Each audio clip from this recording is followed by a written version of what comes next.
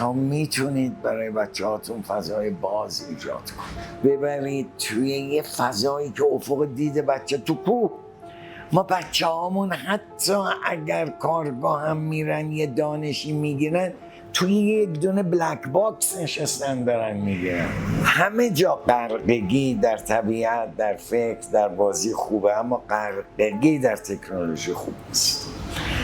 بچه هامون رو تا میتونیم امروز واکسینه کنیم با طبیعت، با کیهان.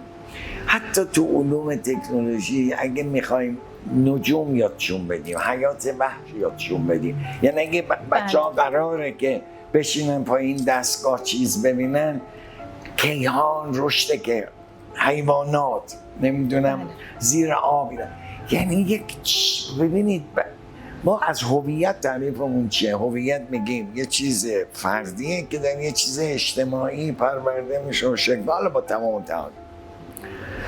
ما اگه بچه هامون این بعضی که دارن میرن بخشی از هویت که تکنولوژیست رو دارن میگیرن، هیچی دیگه ندارن. دوز انسانیت آدم رو با محیط زیست، با بازی، با انسانهای دیگر، اینو هی زیاد کنید. چون وقتی این بچه رفت تو اجتماع، دوز تکنولوژی و هوش مصنوعی و اینا زیاد میشه. آقای فیروزه، موضوع کودکیه. کودکی دیگه بر نمیگرده، تکرار نمیشه. و به قول شما وقتی بزرگ میشه به اندازه وفور و کافی در اون بستر خودش خواهد بود.